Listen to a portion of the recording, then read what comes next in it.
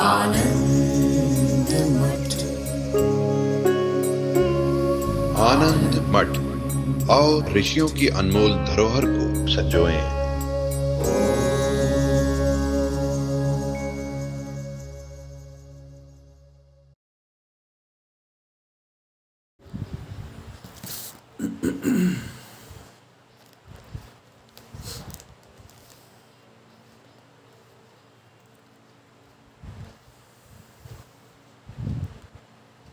आत्मविद्या को संपन्न जो महापुरुष हैं, उनकी महिमा का वर्णन श्री वशिष्ठ जी कर रहे हैं। किस तरह से वो व्यावहारिक दृष्टि से सब कुछ करते हुए भी परमार्थतः वो कुछ भी नहीं करते हैं। जो निष्क्रिय शांत आत्मतत्व है, उसमें वो स्थित हैं और शरीर इंद्रियों से क्रियाएं होती हैं, जिन क्रियाओं का उनके ऊपर कोई प्रभाव नहीं पड़ता है। इसलिए ऐसा जो परम आनंद और परम विश्राम रूप जो आत्मतत्व है, उसका अनुसंधान अवश्य करना चाहिए। बोलते हैं तस्मात् विचारेण आत्मैव अन्वेष्टव्यः उपासनीयः ज्ञातव्यः यावज्जीवं पुरुषेण नेतरत् इति। बहुत बहुत सुंदर वाक्य है ये। बोलते हैं कि यावत जीवम, जब तक यह जीवन है तब तक निरंतर आत्मा का ही अन्वेषण, आत्मा का ही चिंतन करते रहना चाहिए। यावत जीवम, जब तक श्वास चल रही है तब तक आत्मैव अन्वेष्टव्य, आत्म तत्व का ही अनुसंधान करना चाहिए, उसी की उपासना करनी चाहिए, उसी का विचार करना चाहिए। और असल में तो जीवन का इससे बढ़ कर के और कोई कर्तव्य नहीं है। सबसे बड़ा कर्तव्य इस मानव जीवन का यही है। न इतरत इति, निषेधाज्ञा भी लगा दिया उन्होंने कि इस कार्य के अलावा और कोई कार्य जीवन में महत्वपूर्ण नहीं है।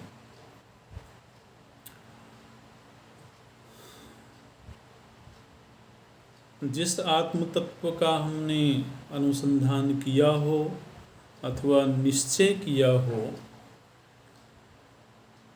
वैसा ही उसका स्वरूप है। इसका प्रमाण क्या है? कैसे उसको प्रामाणित माना जाएगा कि जो हमने विचार से निश्चय किया हो अथवा जिसका साक्षात्कार हुआ हो, वही आत्मा का स्वरूप है। इसके विषय में निश्चय कैसे किया जाएगा? तो बोलते हैं स्वानुभूतेश्च शास्त्रस्य गुरुश्चैव एकवाक्यता। ये भी एक तरह से एक प्रमाण वाक्य है।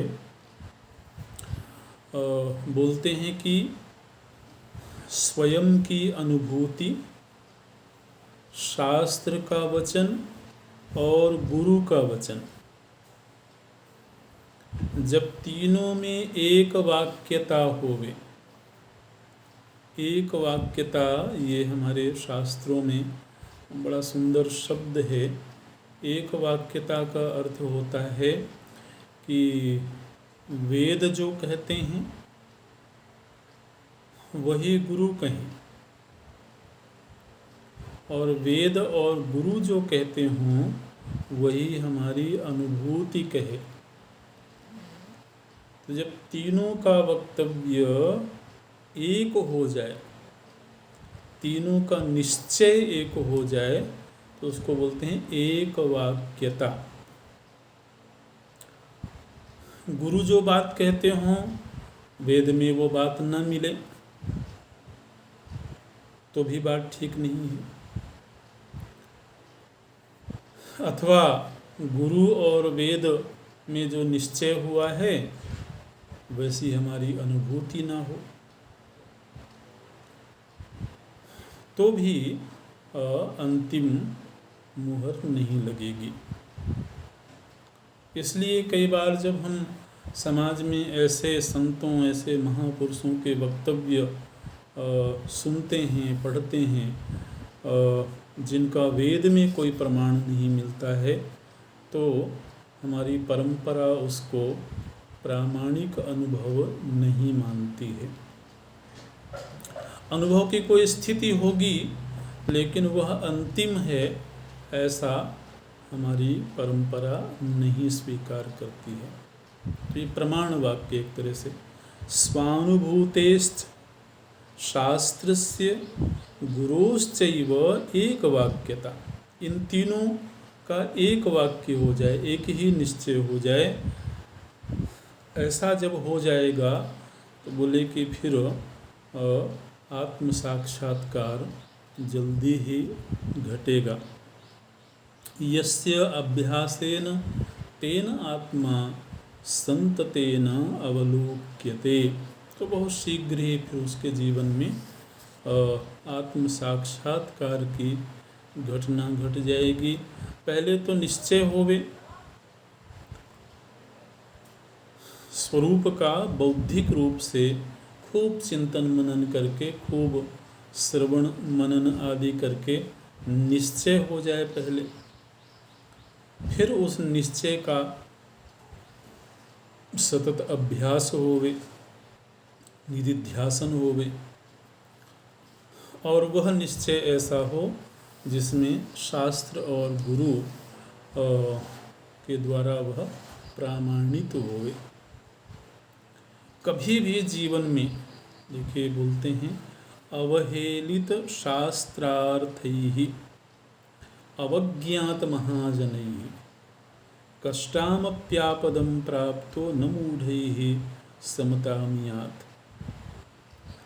बोले कि कभी भी शास्त्र की अवहेलना, वेद वेदांत आदि शास्त्रों की अवहेलना और अनुभव संपन्न महापुरुषों की अवज्ञा,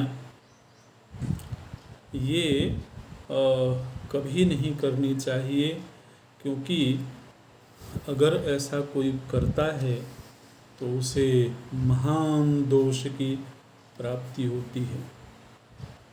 कष्टामपि आपदं प्राप्तो, उसको महान आपत्ति की प्राप्ति होती है, इसलिए ऐसा कभी भी नहीं करना चाहिए। न व्याधिर्न विषम न आपत् तथा न अधिश्च भूतले खेदाय स्वशरीरस्थम मौर्ख्यमेकम यथा नृणाम्। मूर्खता की, अज्ञान की बड़ी निंदा करते हैं। बोले यह जो मूर्खता है, ना समझी है, यहाँ मौर्ख्यम शब्द ही आया, संस्कृत में मौर्ख्य शब्द ऐसा ही आया, उसी का हिंदी में मूर्ख बन जाता है। तो बोलते हैं कि मनुष्य को ये जो शारीरिक व्याधि है अथवा मानसिक व्याधि है अथवा विष है, उससे भी उतना कष्ट नहीं मिलता है जितना कि मूर्ख व्यक्ति को जीवन में क्लेश की प्राप्ति होती है। जैसे न किंचित संस्कृत बुद्धीनां श्रुतं शास्त्रमिदं यथा मौर्ख्यापहं तथा शास्त्रम अन्यदस्ति न किंचन। तो जिनकी बुद्धि संस्कृत हो गई है, जिनकी बुद्धि शास्त्र श्रवण करते करते सुसंस्कृत हो गई है, उन्हीं के जीवन में मूर्खता की निवृत्ति होती है। यह जो मूर्खता है, यह सबसे बड़ी विपत्ति है। आपदो वा दुरुत्तारा याश्चतुच्छाः कुयोनयः तास्ता मौर्ख्यात् प्रसूयन्ते खदिरादिव कंटकाः। जिस तरह से मरुभूमि होती है अथवा बंजर भूमि होती है, वहाँ पर केवल कटीले पौधे ही उगते हैं। बंजर भूमि में अथवा पथरीली भूमि में, मरुभूमि में कटीले और बड़े बेढंगे पौधे ही उगते हैं। ठीक इसी तरह से जिसके चित्त में मूर्खता है, ना समझी है, उसको दुखद योनियों की प्राप्ति होती है, उसको निम्न योनियों की प्राप्ति होती है और उन योनियों में भी तरह तरह के कष्ट प्राप्त होते हैं। वशिष्ठ जी बोलते हैं, मैं समझता हूँ कि व्यक्ति चाहे भले हाथ में मिट्टी का पात्र लेकर के चांडालों की टोली में शामिल हो करके और भिक्षा मांग करके अपना जीवन यापन करता हो, ऐसा करना भी श्रेष्ठ है, मूर्ख रहना श्रेष्ठ नहीं है। ना समझ हो करके जीने की अपेक्षा भिक्षुक बन करके जी लेना, ऐसे बोलते हैं। वरम शरावहस्तस्य चांडालागारवीथुषु भिक्षार्थमटनम राम न मूर्ख्यहत जीवनम। इस मूर्खता ने जिसके जीवन को आहत कर दिया है, तो उसका पतन है। वरम घोरांधकूपेषु कोटरशिव भूरुहाम अंधकीटत्वमेकांते न मौर्ख्यमति दुःखदम। बोले, मैं समझता हूँ कि व्यक्ति अंधेरे कुएं में गिर गया हो अथवा वृक्ष का कीड़ा बन करके उसके कोटर में निवास करता हो, तो ऐसी गति भी श्रेष्ठ है। मूर्ख हो करके जीवन जीना ये श्रेष्ठ नहीं है। ऐसे इसलिए अज्ञान को जितना शीघ्र हो मिटाने की चेष्टा करनी चाहिए। शास्त्र के प्रकाश में जीवन जीना चाहिए। इमं आलोकमासाद्य मोक्षोपायमयं जनः अंधतामेति न पुनः कश्चिन्मोहमस्यपि। बोले, शास्त्र के निर्देशन में जब किसी को मोक्ष का उपाय मिल जाता है, तो फिर वही इस मूर्खता के दोष से मुक्त होता है और उसके जीवन में ज्ञान रूपी सूर्य का उदय होता है और वह हमेशा के लिए आनंद को प्राप्त कर लेता है।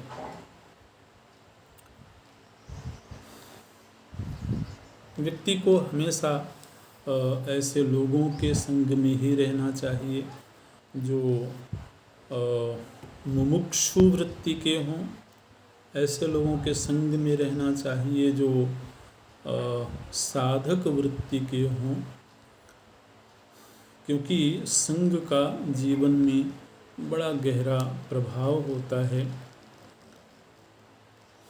संभोगासन मात्रेण राज्यादिषु सुखेषु ये संतुष्टा दुष्ट मनसो विद्धितानंद दर्दुरान। बोले, जो लोग केवल विषय सुख में ही संलग्न हैं, उनका जीवन कैसा है। बड़ा विचित्र सा दृष्टांत देते हैं। प्रायः व्यक्ति जब बहुत छोटे से दायरे में सिमटा होता है, तो उसकी तुलना की जाती है मेढक से।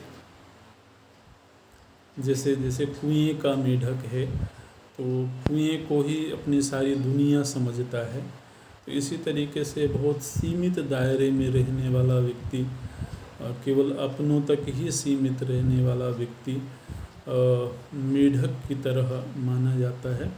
यहाँ पर उससे भी बढ़कर के दृष्टांत दे रहे हैं, बोले कि जो केवल विषय भोग में ही जीवन व्यतीत कर रहा है वह अंधे मेढक की तरह है।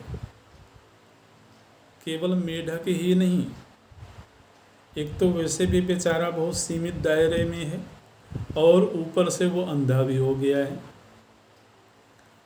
तो जैसे उसको कुछ भी नज़र नहीं आता है, तो ठीक इसी तरह से जो व्यक्ति केवल ममतास्पद लोगों के बीच में और विषय भोगों में ही जीवन व्यतीत कर रहा है, उसकी ऐसी ही दशा है। तान अंध दरदुरान, दरदुर बोलते हैं मेढक को। इसलिए इस स्थिति से व्यक्ति को बाहर निकलना चाहिए, विरक्त लोगों का संग करना चाहिए। ये विरक्ताः महात्मानः सुविविक्ताः भवादृशाः पुरुषान् विद्यतान् वन्द्यान् भोगमोक्षैकभाजनान्।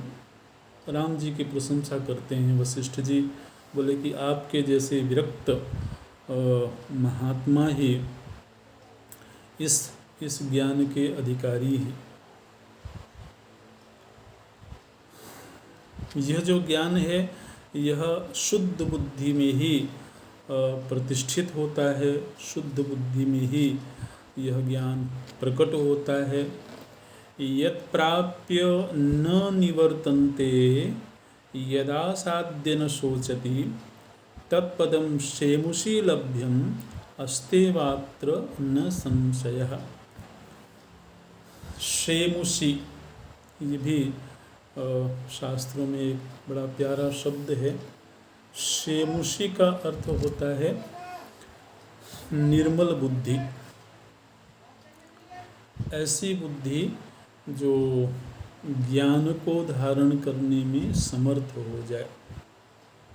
सूक्ष्म बुद्धि, सूक्ष्म विषय को चिंतन करने में, सूक्ष्म विषय को समझ पाने में समर्थ जो बुद्धि है, तो उसको बोलते हैं शेमुषी। शेमुषी विद्या बोलते हैं आत्मविद्या को। तो बोले कि यह जो शेमुषी विद्या है, निर्मल बुद्धि में प्रकट होने वाली जो विद्या है, इस विद्या को प्राप्त करके फिर व्यक्ति पुनः संसार में नहीं पड़ता है। यत् प्राप्य न निवर्तन्ते, जिसको प्राप्त करके फिर पुनः इस जगत में नहीं आना पड़ता है। यदा साध्य न शोचति, जिसको प्राप्त करके फिर जीवन में किंचित भी शोक नहीं रह जाता है। तत्पदम, उस पद की प्राप्ति कैसे होती है? बोले शेमुषी लभ्यम, निर्मल बुद्धि से उसको प्राप्त किया जाता है। कोई अगर ऐसा कहे कि ब्रह्म नाम की कोई चीज़ नहीं है, आप व्यर्थ ही ब्रह्म चिंतन में समय को व्यतीत करना चाहते हो, ऐसा अगर कोई कहे तो वशिष्ठ जी बोलते हैं न अस्ति चेत तद विचारेण दोषः को। अगर ऐसी ब्रह्म नाम की कोई चीज़ नहीं भी है तो उसका विचार करने में दोष ही क्या है? माने हम किसी ऐसे वस्तु के विचार की बात तो नहीं कर रहे हैं जो व्यक्ति को पतन की ओर ले जाती हो। ब्रह्म विचार करने में थोड़ी देर के लिए अगर ऐसा कोई कहे कि ब्रह्म नाम की कोई वस्तु तो नहीं है, फिर आप विचार क्यों कर रहे हो? तो विचार करने में एक लाभ तो ये अवश्य हो गया कि व्यक्ति संत हो जाएगा, साधु स्वभाव का हो जाएगा, है ना। जीवन में अनासक्ति आ जाएगी, शांति आ जाएगी, मतलब जो भी योग्यताएं बताई जाती हैं तो उन योग्यताओं को तो जीवन में लाने का प्रयत्न करेगा ही। तो एक सुंदर व्यक्तित्व का निर्माण तो हो ही जाएगा। और मान लीजिए अगर ब्रह्म नाम की कोई चीज़ होगी तो उसको पाके मुक्त भी हो जाएगा। तो इसलिए इसमें कोई हानि नहीं है, इसमें कोई दोष नहीं है। हम बोलते हैं न अस्ति चेत, अगर ऐसी कोई चीज़ नहीं है तब भी तद विचारेण दोषः को भवताम भवेत, तो भी उसका विचार करने में आपको कौन सा दोष प्राप्त हो रहा है। और अस्ति चेत, यदि तो ऐसा कोई तत्व होगा तो तम उत्तीर्णाम भविष्यति भवार्णवात्, तो उसको प्राप्त करके फिर आप इस संसार सागर से पार चले जाओगे। तो इसलिए हानि तो किसी भी दृष्टि से नहीं है। प्रवृत्ति ही पुरुषस्य मोक्षोपाय विचारणे यदा भवत्याशु तदा मोक्ष भागी सौच्यते अनपाय निराशंकम स्वास्थ्यम विगत विभ्रमम न बिना केवली भावात विद्यते भुवनत्रये।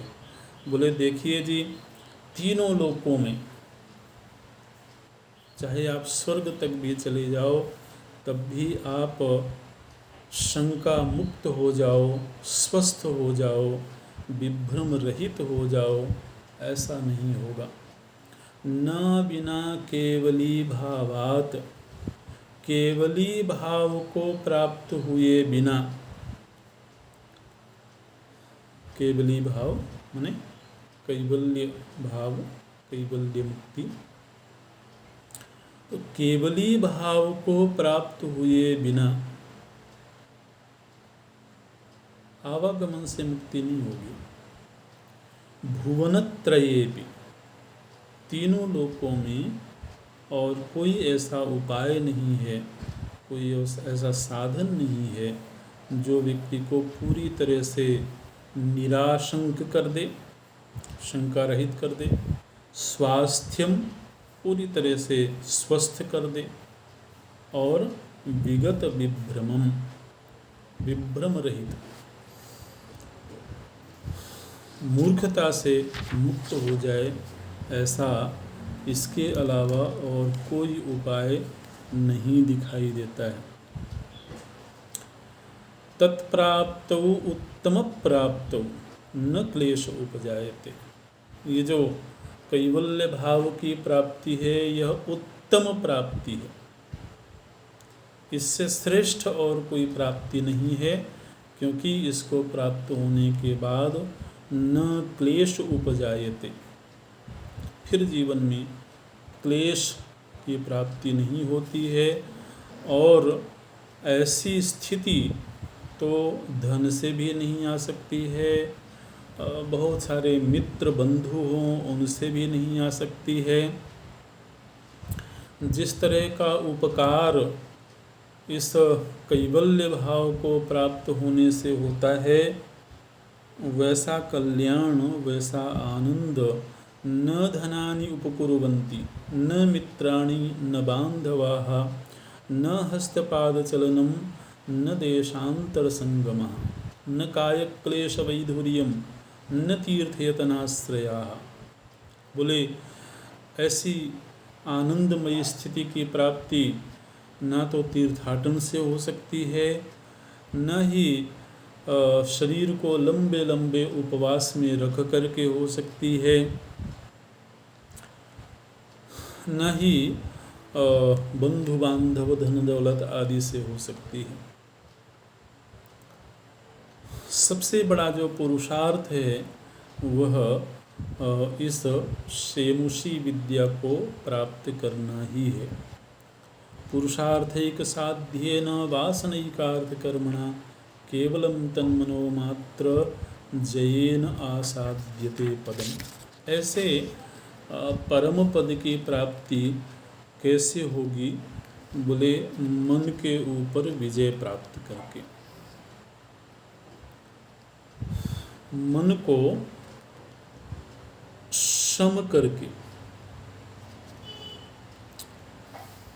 ये जो शम नाम की संपत्ति हम वेदों में पढ़ते हैं, आगे इसकी महिमा का गायन करते हैं। बोले कि यह जो शम है, शम माने मन की शांति है, इसको पाने का उपाय सभी को करना चाहिए।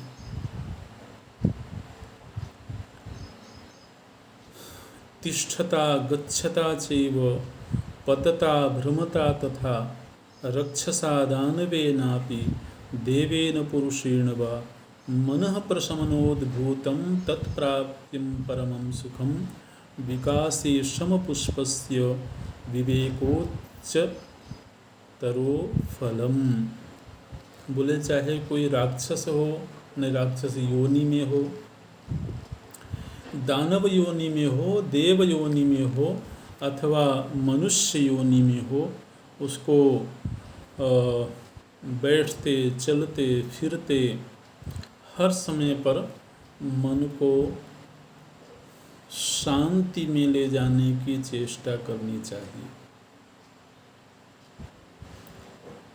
व्यक्ति को अपने हर व्यवहार से एक ही चेष्टा करनी चाहिए कि कैसे मन समभाव में जाए, शांति की स्थिति में जाए। व्यवहार परेणापि कार्यवृंदम वंदिता भानुनेवांबरस्थेन नोज्यते न च वांछ्यते। आप चाहे व्यवहार में बहुत संलग्न हो गए, बहुत सारे कार्यों में संलग्नता हो, लेकिन उस स्थिति में भी मन अगर शांत रहने में समर्थ है, तभी आप आत्मविद्या के अधिकारी हैं। मनः प्रशांतमत्यच्छं विश्रामं विगत भ्रमं अनीहं विगताभीष्टं नाभिवांछति नोज्जति। बोले जिसका मन शांत हो गया, उसके भीतर की वासनाएं शांत हो जाती हैं। अथवा इसका उल्टा भी है, जिसके भीतर की वासनाएं शांत हो गई, उसका मन शांति में चला जाएगा। और यह जो शांत मन है, यही मोक्ष का द्वार है। इसी द्वार से मोक्ष रूपी भवन में प्रवेश मिलता है। बोले कि जिन महापुरुषों को ये संपत्ति प्राप्त हो गई, आत्म प्राप्ति से पहले जिनको शम नाम की संपत्ति प्राप्त हो गई, मैं समझता हूँ कि वो त्रैलोक के विजयी है। ऐसे बोले त्रैलोक्यदरवर्तिन्यो न आनंदाय तथा श्रियः साम्राज्य संप्रत प्रतिमा यथा शम विभूतयः। बड़ी सुंदर शम की महिमा गाते हैं। बोले कि किसी को तीनों लोकों का साम्राज्य भी प्राप्त हो जाए, तब भी उसको वैसा आनंद नहीं मिलेगा जैसा शांत चित्त वाले को प्राप्त होता है। शांत चित्त, शांत मन जिसके पास में है, तो वो जीवन की एक बड़ी उपलब्धि है। शांत मतलब प्रमादी नहीं समझना, है ना। शांत माने वैसे तो प्रमाद में रहने में भी बड़ी शांति की अनुभूति होती है। निद्रा में, आलस्य में, तंद्रा में रहने में भी शांति की अनुभूति होती है। लेकिन उस शांति की बात नहीं कर रहे हैं। जागृत चित्त हो और पूर्ण जागृत हो और चंचलता रहित हो, स्थिर हो। प्रभु श्री राम जी के विषय में वाल्मीकि रामायण में वाल्मीकि ऋषि ने कहा है, समुद्र इव गांभीर्यम। प्रभु श्री राम जी की गंभीरता कैसी है? बोले अथाह सागर की तरह। तो यहाँ राम जी के सन्मुख ही शम नाम की संपत्ति की महिमा गाते हैं। बोले केवल शांत चित्त हो जाने मात्र से भी बहुत सारी सांसारिक पीड़ाएं दूर हो जाती हैं। मनो हि सर्वभूतानां प्रसादमधिगच्छति न तथेन्दोर यथा शांते जने जनित कौतुकम। बोलते हैं जो शांत स्वभाव वाले महापुरुष हैं, उन महापुरुषों के समीप में जाकर के जैसी शीतलता की अनुभूति होती है। देखिए, मनो हि सर्वभूतानां प्रसादम अधिगच्छति न तथा इंदोहो यथा शांते जने जनित कौतुकम। बोले कोई शांत स्वभाव का कोई महापुरुष है, उनको उनकी सन्निधि मात्र में जाकर के, उनके समीप मात्र में जो व्यक्ति को आनंद की अनुभूति होती है, वह बड़ी आश्चर्यजनक होती है। उनसे अगर कोई लेन देन भी ना हो, उनके साथ कोई वार्तालाप भी ना हो, इसके बाद भी केवल उनके समीप जाने मात्र से भी जैसी प्रसाद की अनुभूति होती है। प्रसादो नाम प्रसन्नता, प्रसाद का अर्थ प्रसन्नता से है। तो जैसी प्रसन्नता की प्राप्ति होती है, वह व्यक्ति आश्चर्यचकित होता है।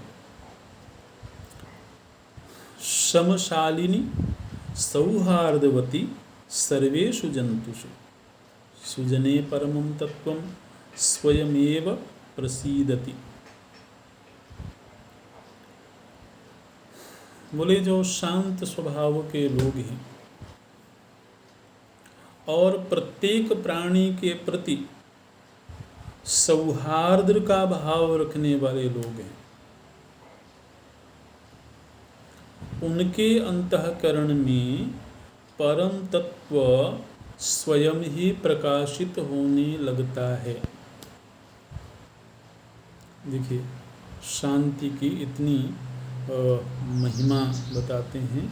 बोले समशालिनी, समशालिनी मतलब जिसके पास सम नाम की संपत्ति है, और सौहार्दवती सर्वेषु जंतुषु, प्रत्येक प्राणी के प्रति जिसके भीतर सौहार्द का भाव है, ऐसे लोग सज्जन कहलाते हैं। सुजने, उनको सुजन कहा जाता है, सज्जन कहा जाता है। और उनके भीतर परमं तत्वं स्वयं एव प्रसीदति, उनके भीतर जो परम तत्व है वह स्वयं ही प्रकाशित होने लगता है।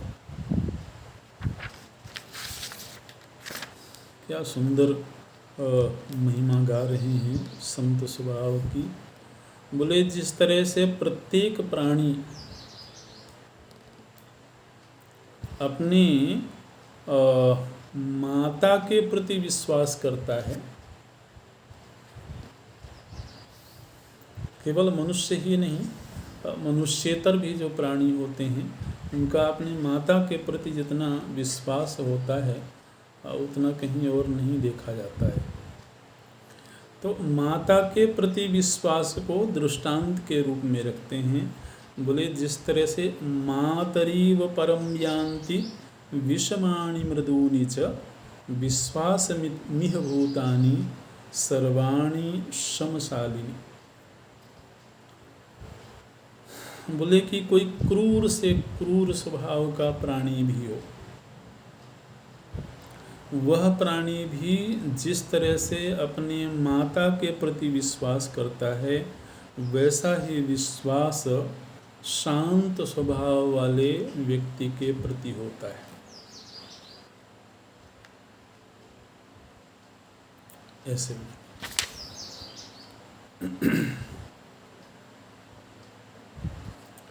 इसीलिए हम अपने जीवन में जब व्यावहारिक कष्टों से दुखी होते हैं तो हम संतों के पास जाते हैं, उनके सामने अपनी वेदना को प्रकट करते हैं और अपनी जीवन की निजी जो बातें हैं जो शायद हम किसी और से न कह सकें, वो चाहे कमजोरियां हों चाहे अच्छाइयां हों, उन सब को भी हम उनके सामने प्रकट करते हैं, निर्भीकता पूर्वक प्रकट करते हैं, क्योंकि हमको वहाँ विश्वास होता है। तो वह जो विश्वास है वह चंचल मन वाले व्यक्ति के प्रति नहीं होगा, वह उग्र स्वभाव वाले व्यक्ति के प्रति नहीं होगा, वह शांत स्वभाव वाले किसी महापुरुष के प्रति ही होता है। न रसायन पानेन न लक्ष्म्या लिंगनेन च तथा सुखम अवाप्नोति शमेन अंतर यथा मन। जिसका मन अंतर्मुखी हो गया उसको जिस तरह के सुख की प्राप्ति होती है वह सुख अमृत पान से भी नहीं होता है। उसको इंद्र तुल्य ऐश्वर्य की प्राप्ति हो जाए तब भी वैसा सुख नहीं मिलता है जैसा कि शांत स्वभाव वाले व्यक्ति को मिलता है। यहाँ तक कि हर प्रकार की आधि व्याधि वो सब उसको उतना कष्ट नहीं पहुँचाती हैं जितना एक चंचल व्यक्ति को वो चीज़ें पीड़ा देती हैं। सर्वाधि व्याधि चलितम क्रांतम तृष्णावरत्रया मनः समामृता से कई समाश्वासय राघव। बोले शांत मन वाले व्यक्ति को कोई भी आदि व्याधि बहुत पीड़ित नहीं करती है, उसको उद्विग्न नहीं बनाती है और शीतल बुद्धि से बिल्कुल व्यावहारिक स्तर पर ले आते हैं। बोले कि जिसकी बुद्धि शांत है उसको हर क्रिया में आनंद मिलता है। यहाँ तक कि भोजन ग्रहण करने में भी जितना आनंद जितना रसानुभूति एक शांत चित्त वाले को होती है उतना उद्विग्न चित्त वाले को नहीं होती। ऐसे बोलते हैं यत् करोषि यदस्नासि समशीतलया धिया तत्रातिस्वदते स्वादु नेतरत्तात मानसे। बोले कि भोजन भी स्वादिष्ट हो जाता है अगर व्यक्ति का मन शीतल हो, मन शांत हो और जो भी क्रिया करता है वह हर क्रिया उसके लिए आनंदप्रद होती है, आनंददायक होती है। दुनिया का क्रूर से क्रूर व्यक्ति भी उससे प्रेम करने लगता है, कम से कम प्रेम नहीं करेगा तो उसके ऊपर विश्वास करने लगता है ना। आप देखिए देवर्षि नारद जी के प्रति किसी के मन में वैरभाव नहीं रहता, चाहे वो देवता हो, चाहे वो दानव हो, चाहे वो राक्षस हो, सभी देवर्षि नारद जी का सम्मान करते हैं, क्योंकि वो संत स्वभाव। देवता दानवों को पसंद नहीं करते होंगे, दानव देवताओं को पसंद नहीं करते होंगे, लेकिन ऐसा कोई प्राणी नहीं है जो भगवान शिव को पसंद ना करता हो, है ना। शांतम शिवम, शांत स्वभाव भगवान शिव अथवा देवर्षि नारद या उन्हीं के तुल्य जो महापुरुष हैं, तो वो निर्वैरः सर्वभूतेषु, क्रूर स्वभाव वाला व्यक्ति भी उनके ऊपर विश्वास करता है। विश्वास अगर नहीं भी करे तो कम से कम अपना दुश्मन तो नहीं मानता है, ऐसा। तो उसको बोलते हैं निर्वैरः सर्वभूतेषु। यहाँ पर बोलते हैं न पिशाचा न रक्षांसि न दैत्या न च शत्रवः न च व्याघ्रिभुजंगाः वा द्विषन्ति समशालिनम्। इसमें व्याघ्र और सर्पों को भी गिन लिया वशिष्ठ जी ने। व्याघ्र और सर्प आदि भी उससे द्वेष नहीं करते हैं। न पिशाचा, पिशाच हो, राक्षस हो, दैत्य हो, दुनिया से द्वेष करने वाला कोई व्यक्ति हो, व्याघ्र भुजंगा वा न द्विषन्ति समशालिनम, सम स्वभाव वाले व्यक्ति से ऐसे क्रूर प्रकृति के प्राणी भी द्वेष नहीं करते हैं।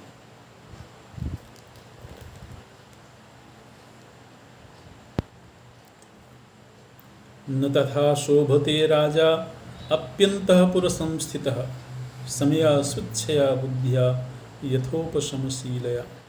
बोले जिस तरह की शोभा शांत स्वभाव वाले महापुरुष की होती है, वैसी शोभा तो राजमहल में विराजने वाले सम्राटों की भी नहीं होती है।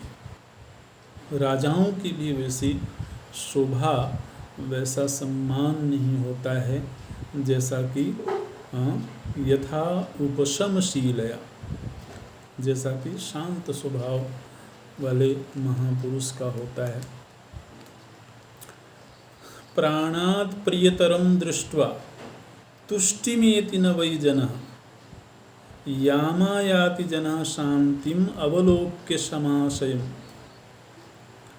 बोले कोई प्राण से भी प्रिय व्यक्ति हो तो उस व्यक्ति को देख करके भी मन में उतनी शीतलता नहीं होती है जितनी कि ऐसे महापुरुषों को देख करके होती है। समया समशालिन्या वृत्त्या यह साधु वर्तते अभिनंदितया लोके जीवति स नेतरः। बोले इस सृष्टि में सम स्वभाव वाले महात्माओं का जैसा अभिनंदन होता है, जैसी उनकी प्रशंसा होती है, जैसा उनका सम्मान होता है, वैसा तो और किसी प्राणी का नहीं होता है। और ऐसा जीवन ही वास्तव में तो सार्थक जीवन है। अनुद्धत मनाः शान्तः साधु कर्म करोति यत् तत्सर्वम् अभिनंदन्ति तस्सेमा भूज भूत जातया। बोले कि शांत स्वभाव वाले जो साधु हैं, उनके हर क्रिया का, उनकी हर चेष्टा का दुनिया में अभिनंदन होता है। श्रुत्वा स्पृष्टा च दृष्टा च भुक्त्वा घ्रात्वा शुभाशुभं न हृष्यति ग्लायति यः स शांत इति कथ्यते। बोले किसी बहुत प्रिय व्यक्ति की वाणी सुन करके, उसको स्पर्श करके, उसको देख करके, किसी स्वादिष्ट भोज्य पदार्थ का भोग करके, किसी सुगंधित द्रव्य का घ्राण करके भी वैसा हर्ष नहीं होता है जैसा कि शांत स्वभाव वाले व्यक्ति की सन्निधि में होता है। यहाँ पर और भी आगे काफ़ी विस्तार है कि यह जो शांति है, सम स्वभाव है, यह जीवन में कितना मंगलमयी है। और देखिए, ये जो चर्चा है यह केवल अध्यात्म विद्या के लिए ही नहीं, अपने व्यावहारिक जीवन के लिए भी हम ऐसा अनुभव करते हैं। हम सभी ऐसा अनुभव करते हैं कि व्यक्ति किसी के ऊपर विश्वास करना चाहता है ना, किसी के सामने झुकना चाहता है, तो किसी के समीप में रह करके सुख का अनुभव करना चाहता है।